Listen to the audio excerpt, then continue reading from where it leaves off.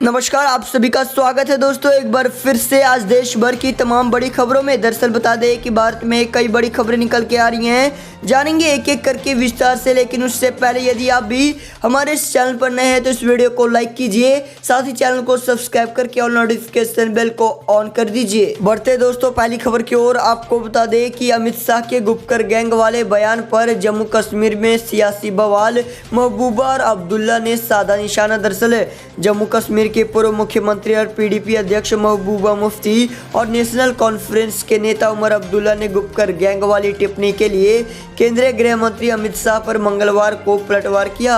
मुख्यमंत्री ने कहा कि इस तरह का बयान बढ़ती बेरोजगारी और महंगाई से लोगों को ध्यान हटाने के लिए दिया गया है। महबूबा ने कहा कि खुद को मसीहा और राजनीतिक प्रतिद्वंदियों को देश का दुश्मन की तरह पेश कर भारत को बांटने के भाजपा के हथकंडा का अनुमान लगाया जा सकता है। वहीं उमर अब्दुल्ला ने कहा कि यह राजनीतिक गठबंधन द्वारा आगामी निकाय चुनाव लड़ने का निर्णय करने तथा भाजपा और उसके सहयोगियों के लिए खुला मैदान नहीं छोड़ने से उपजी कुंडा है। बता दें कि शाह के ट्वीट पर नेशनल कॉन्फ्रेंस के उपाध्यक्ष उमर अब्दुल्ला ने कहा कि हम गैंग नहीं हैं अमित शाह जी, हम वैध राजनीतिक गठबंधन है जिसने चुनाव लड़े हैं और लड़ते रहेंगे, और यही बात आपको परेशान कर रही है। बढ़ते दोस्तों अगली बड़ी खबर की ओर, आपको बता दें कि फिर बढ़ने वाले हैं कोरोना केस। स्वास्थ्य मंत्रालय ने कहा दिख सकता है चुनाव, दुर्गा पूजा, दिवाली का असर। दरअसल आने वाले दिनों में एक बार फिर कोरोना केसों में तेजी देखने को मिल सकती है। सरकार ने कहा है चुनाव, दुर्गा पूजा, दिवाली का असर आने वाले सप्ताहों में देखने को मिल सकता है। हमें नए मामलों पर बहुत सावधानी से नजर रखनी होगी। बिहार में विधानसभा चुनाव के अलावा 11 राज्यों में उपचुनाव और त्योहारों को लेकर आशंका जताई जा रही है कि देश में एक बार फिर कोरोना केसों में उछाल देखने को मिल सकता है। देश में भारत में कोरोना वायरस संक्रमण के एक दिन में सामने आने वाले नए मामलों की संख्या 4 महीने बाद 30,000 से नीचे रही और इसके साथ ही भारत में संक्रमण के कुल मामलों की संख्या बढ़कर 88.74 लाख हो गई। इससे पहले संक्रमण के एक दिन में सामने आए नए मामलों की संख्या 15 जुलाई को 30,000 से नीचे रह रही थी। स्वास्थ्य मंत्रालय ने सोमवार को बताया कि देश में अब तक कोविड-19 के लिए 12.65 करोड़ से अधिक नमूनों की जांच की जा चुकी है। संक्रमण की दर कम होना 7.01% हो गई है। दोस्तों अगली बड़ी खबर की ओर, आपको बता दें कि कम हुई आतंकियों की भर्ती, पाकिस्तान बौखलाया। बता दें कि भारतीय सेना के लक्षित ऑपरेशनों से आतंकियों के मारे जाने और एनकाउंटर के दौरान आत्मसमर्पण का मौका देने से कश्मीर में आतंकियों का रुझान आतंक में अब कम है। सुरक्षा बल इसे सकारात्मक मान रहे हैं, लेकिन यह भी माना जा रहा है कि इससे पाकिस्तान बौखला गया और वह युवाओं को गुमराह करने के लिए नए उपाय अपना रहा है।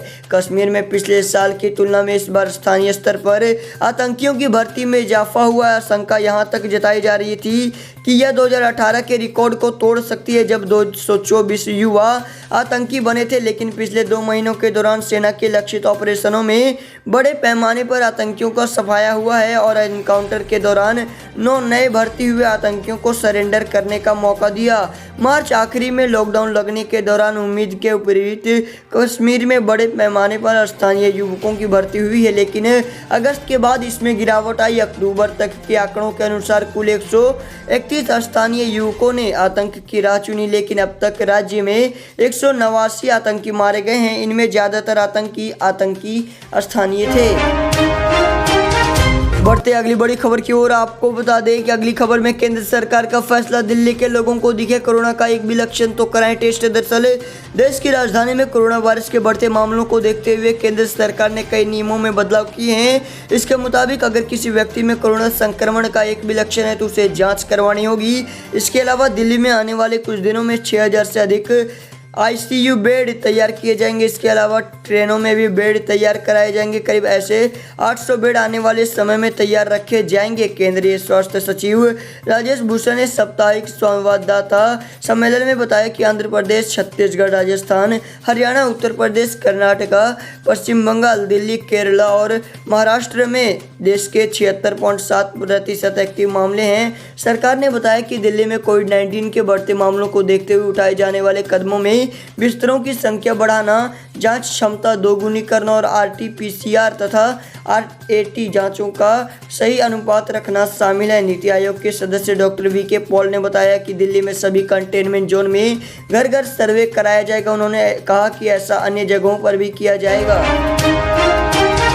साथ ही बढ़ते हैं अगली बड़ी खबर की ओर। आपको बता दें कि राशन कार्ड में नाम जुड़वाने को लेकर हुआ एक और बड़ा फैसला, जानिए किस पर होगा असर। दरअसल पिछले दिनों ही सुप्रीम कोर्ट के निर्देश के बाद राज्य सरकार ने सेक्स वर्करों को राशन कार्ड बनाने का फैसला किया था। कोरोना काल में राशन कार्ड को लेकर एक के बाद एक नए फैसले लिए जा रहे हैं। अब केंद्र सरकार के निर्देश पर कुछ राज्य सरकारों ने गंभीर रोगों से ग्रस्त लोगों का भी राशन कार्ड बनाने का फैसला किया है। देश की कुछ राज्य सरकारें गरीब तबके के कैंसर, कुष्ठ और एड्स रोगियों को अब फ्री में राशन देने जा रही है। झारखंड की हेमंत सोरेन सरकार ने इस पर अमल भी करना शुरू कर दिया है। बता दें कि झारखंड सरकार ने कहा है कि अब सेक्स वर्करों के साथ गंभीर रोगों से ग्रस्त गरीब लोगों को फ्री में राशन दिया जाएगा। झारखंड में गरीब रूप से ग्रस्त रोगी अब ऑफलाइन या ऑनलाइन राशन कार्ड के लिए आवेदन कर सकते हैं। झारखंड सरकार के सार्वजनिक वितरण एवं उपभोक्ता मामले विभाग ने इस संबंध में आदेश जारी कर दिया है। झारखंड सरकार की आधिकारिक वेबसाइट www.ahar.jharkhand.gov.in पर आप ऑनलाइन भी आवेदन कर सकते हैं।